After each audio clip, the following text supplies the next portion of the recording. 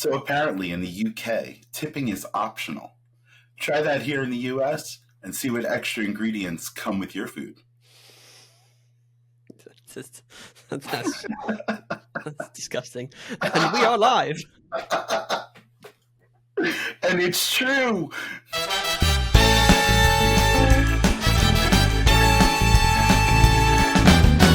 Hello and welcome to Two Sides of the Pond, the podcast where myself, a Brit, and this Yank over here, also known as Dwayne, take on some controversial topics, have a look at the differences between our two countries, albeit probably piss poorly. So strap yourselves in. This one could be quite juicy. Dwayne, you want to talk about tipping? As Yes. your amazing introduction to this. There's extra ingredients. So go on. Yes, this podcast is probably the only podcast you're going to get with extra ingredients. We'll see. It's still very early days. Okay, so yes, tipping. And this is kind of where we started completely between you and I, where for me, this whole podcast idea and us having a conversation about the differences between the UK and the US kind of came in. Because one of the biggest things that I deal with on a regular basis is tipping, and how when we see, because I do have a tipped forward job where I can accept gratuities, and here in the US we know that if we meet people from, say, the UK, chances are you're not going to get tipped that day. That's just something we've kind of accepted, and it's almost like a personal goal to actually get a couple of bucks and squeeze a couple of bucks out of a Brit's tight ass. So I can say I am not a fan of tipping here in the US, even though my livelihood does depend pretty heavily on it, because I have been in so many situations in my life here in the US that I am required or requested to tip even before my service is provided. Okay. So my idea of a tip is you are giving someone an additional bonus for ensuring personality, showing the person a good time, as well as skill. Skill is a huge part of being tipped. Like, you have to prove yourself. The original moniker for tip has been to ensure promptness. Well, that doesn't work anymore. It hasn't worked for a very long time. So here in the US, you would tip the host at a restaurant stand years and years ago to get a table more quickly, or to get your food a little more quickly. So you would tip beforehand.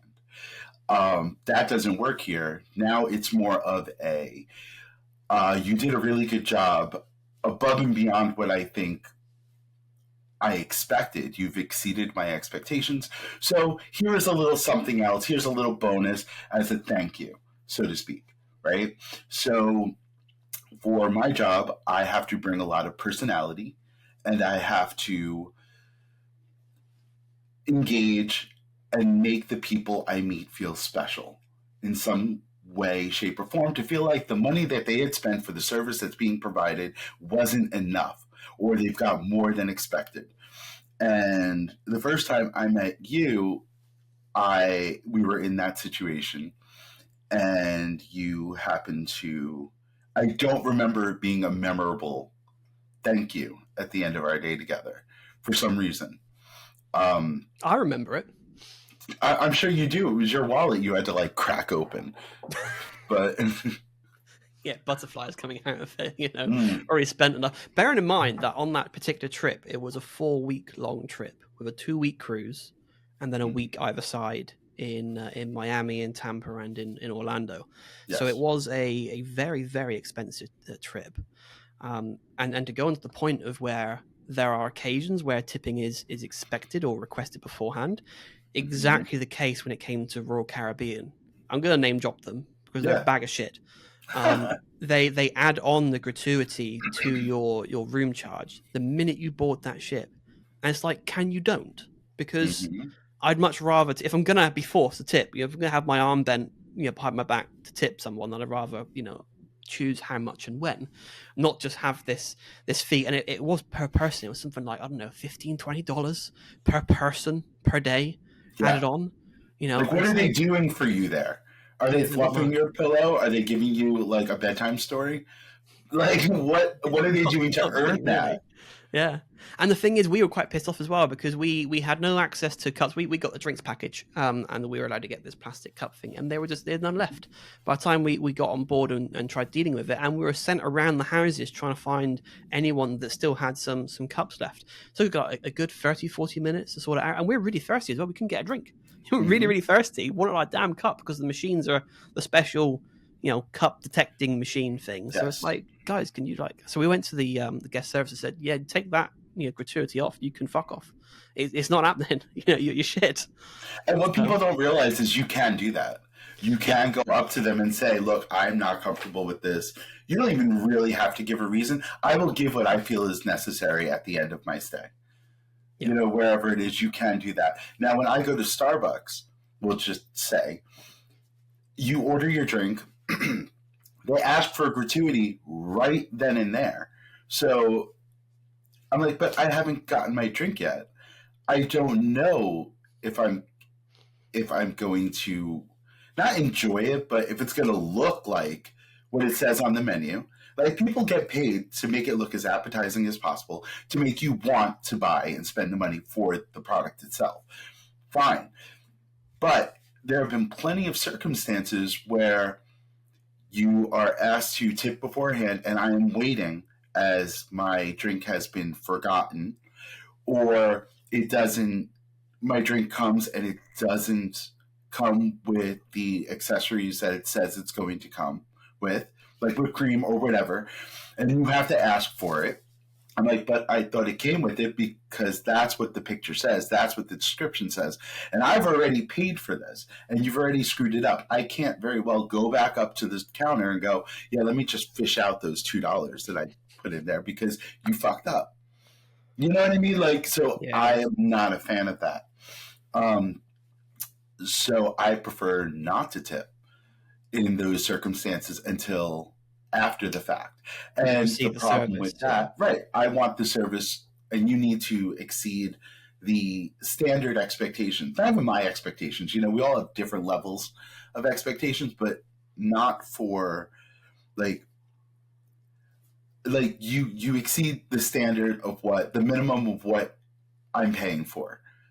Once you exceed that, great. And I will go back and I will make sure I have a couple of bucks cash on me wherever I go now, which is unheard of here. Everything is all digital payment, everything is tap, so you don't have to carry cash. But I prefer to carry a couple extra bucks for those circumstances where if it comes and I'm enjoying myself, I will then go back to the front and put in a couple of dollars what's the for problem that that. I have?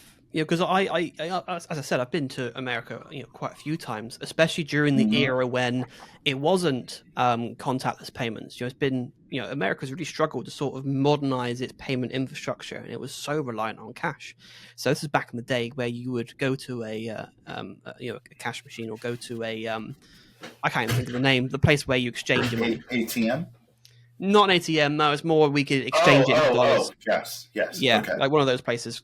The name's Mm-hmm. completely gone. I'll think of it in a minute. I'll just shout it at you when I remember. I forgot the name of it. But you exchange your money, so we get several $1,000s, exchange from British money to then go on holiday, and then everything is then all cash. If you think you're going to, all the theme parks that want to charge you for driving through the front fucking door, which by the way, Mm-hmm. it's got stupidly expensive now just to park freaking Yeah. car. But that's going to be some sort of aneurysm for another day, I think. We'll park that for now Yeah. because I haven't got the energy to almost kill myself moaning about that. But and then buying food, you just throw cash over. Whereas now you're using apps. You're using apps to sort of pre-order what you want, and then you get told when to go up to the window and grab it. It's a lot more efficient, but you don't need cash. It was the same when I was getting food delivered to the villa.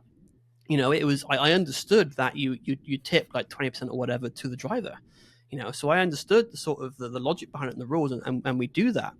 But you know, because that's what we were told as Brits. That's what we were told, as that's what you need to do. That's sort of the expectation. So you have enough cash.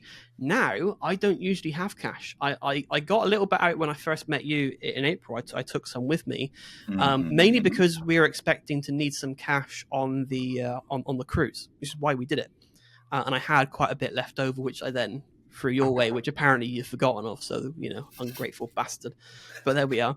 But when I went out in September, I didn't bring any money with me. I debated it. I forgot to go and get money changed, and I thought, to hell with it. You know, so I don't. So it's awkward when you don't actually have any cash. Like, I've had people look at me expecting a tip, you know, with like puppy dog eyes, being like, you know, I need a bit of money because I'm paid shit in this country and I'm going to be homeless if I don't get this $5 tip from you, you know. And I'm like, sorry, I've got nothing on me. Can I interest you in some, you know, money that's used in Dubai? You know, whatever that's, I can't remember the currency, but I have some of that in my wallet still, you know, whatever that's called. Do you know what I mean? But I don't carry cash. Yeah. And I think it's very interesting that you're like, you already know the etiquette when it comes to 20%, you know, that yeah, because you don't follow it. Just throw that out there. I don't these days. No, to be fair, I don't these days. Okay, so I'm going to tell you something that you do not know. Okay, so this is something I've been sitting on for a while now. This is the thing you said that is about me, but you haven't told me what it is. Yeah, it is. Winds me up, this sort of shit. Okay, go on. I've got my stress already. All right, it's going to piss me off. I know it. So yes, I am in a gratuity position where what I do, and that's how we had originally met. We had spent 2 glorious, fun-packed days together, and afterwards, I was saying goodbye to everybody, and it was not just one-on-one. We had a bunch of other people with us. As you stood there and watched me, people hand me cash, and you just stood there like, la-di-da, what's up? Yeah, I'll be over here. And I'm like, and I had to say to you, give me a minute. Let me properly say goodbye to each person, because that's just etiquette on my end. If they wanted to, they had the opportunity to do that. And it's not expected. The whole idea of tips really is, it's not accepted. It's not expected, but it's accepted situation, right? And it doesn't happen all the time. It's not a guaranteed thing. I totally get that. You're good, it'll come to you. You know what I mean? It'll all balance out in the wash. So after our second interaction on day 2, when we were done with our business, we sat down and we had a talk, and we talked about tips. And I just accepted the fact at that point that just wasn't going to happen, and that's fine, because I did not mind spending time with you, and that's why I stayed around. But I knew the next day you were meeting with a colleague of mine to do another experience that we'll call her Melissa, and you spent several hours with her, and you had told me she was really good. You had a really fun time, and that you did the same thing with her that you kind of did with me, where you talked to her, you asked her a lot of questions, you joked around with her, and you told me you had a good time. So I assumed that you did. And I know that Melissa is very good at what she does. She's been doing it for years. This was what you guys did together was a passion project of hers. So she really enjoyed the subject, and she's always good about it. Fine. So I messaged Melissa, and I said, hey, as a joke, I said, just wanted to say, I heard that you were with my friend Matthew this morning, and should I apologize now or later? And her response to me was, yeah, he's a really nice guy, but gave me nothing. And I said, well, he is from the UK. That's literally what I said. I was like, well, he is from the UK. She goes, yeah, zilch, nothing. She mentioned it 3 times during our brief interaction via text that, yeah, nice guy, but, this is how it ended, and blah, blah, blah. That I had said to her, well, he has helped me in more ways than you could think. So he totally makes up for that for me. Okay. And she still went on about that piece.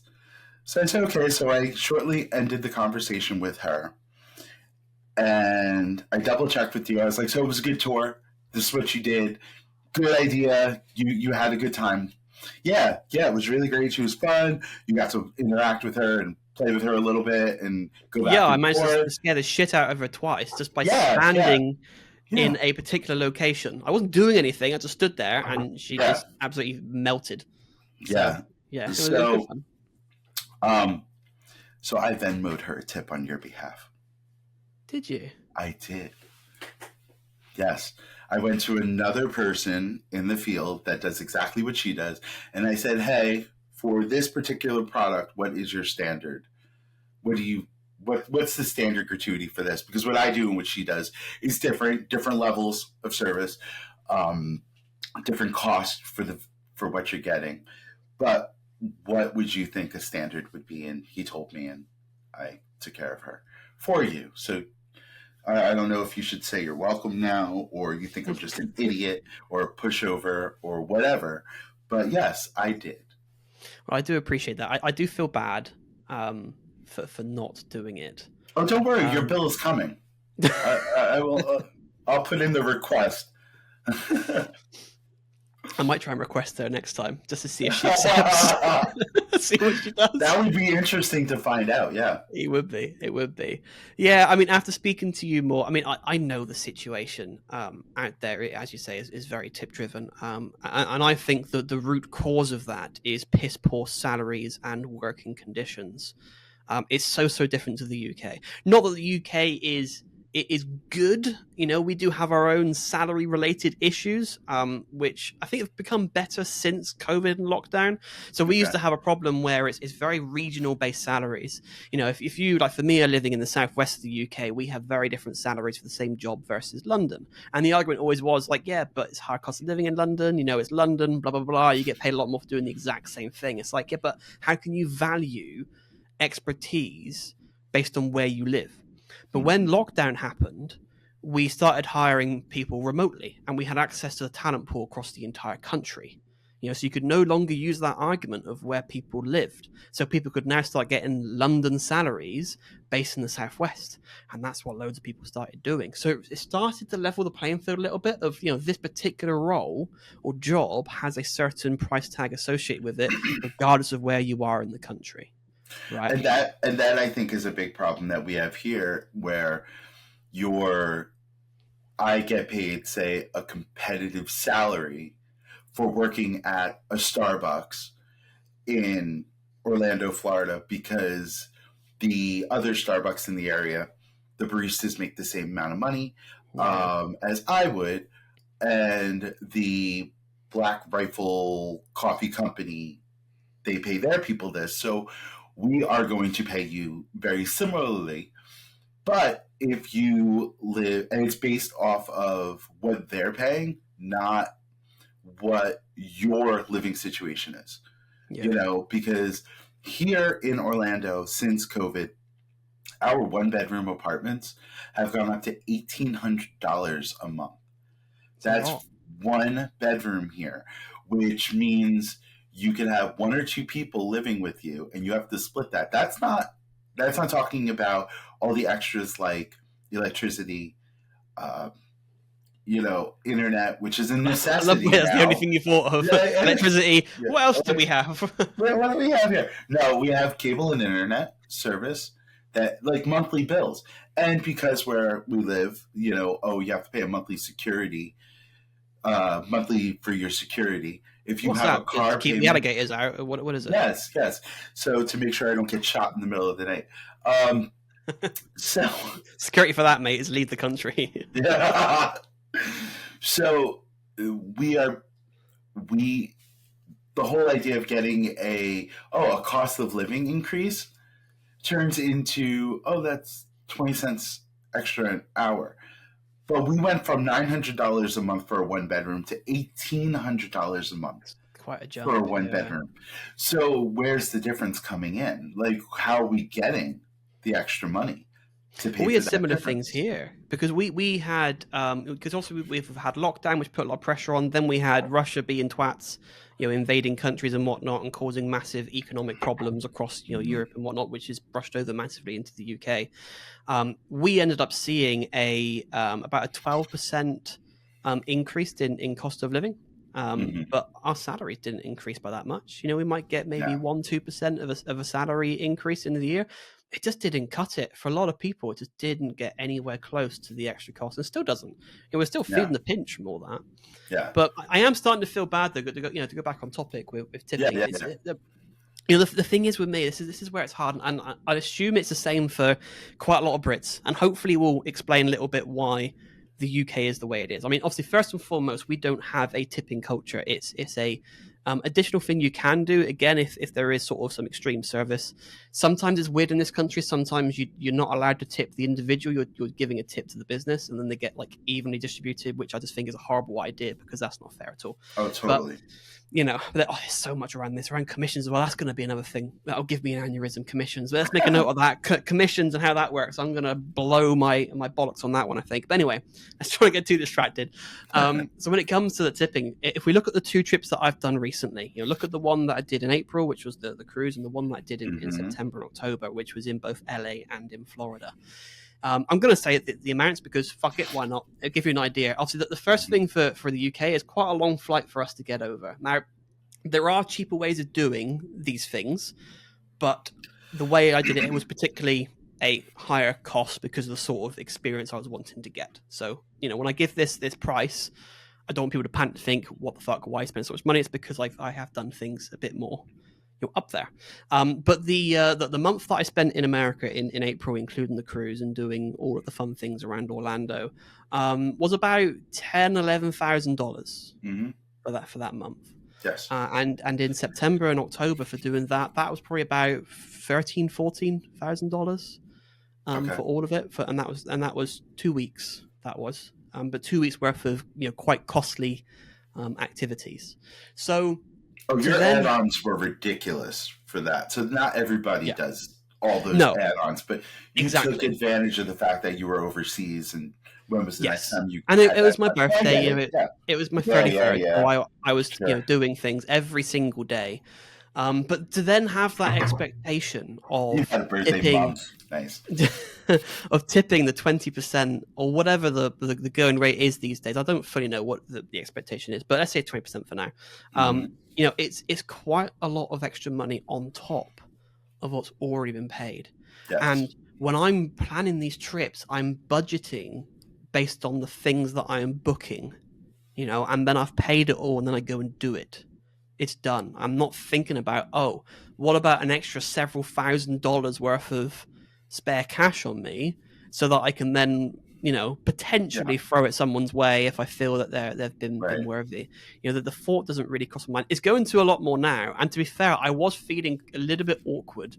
Also amused, but a little bit awkward this time around in September because I have people look at me with puppy dog eyes thinking, where's your tip? Everyone else has given them a tip. And they look at me feeling so sorry for themselves. And I was like, okay, well, bye then.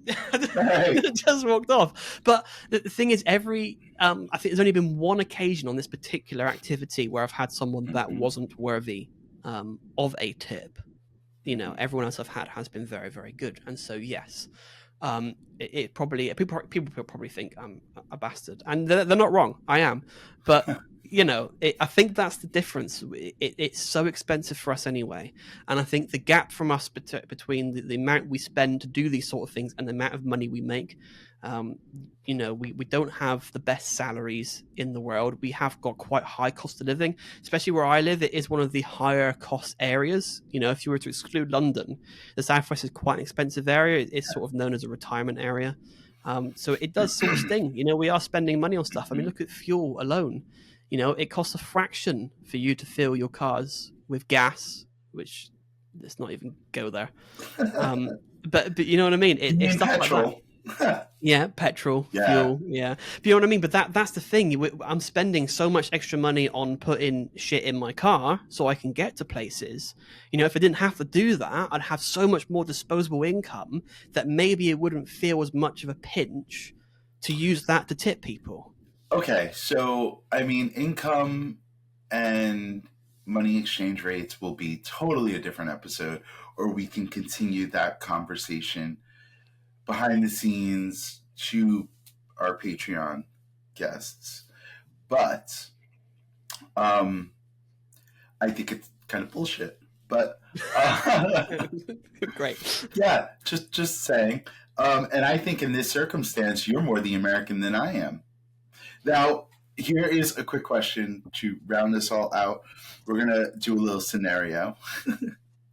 Yeah, I'm like, I don't want a tip. You don't deserve it. You're not getting a cent. And you're like, well, I know I should be tipping 20% because I'm in America.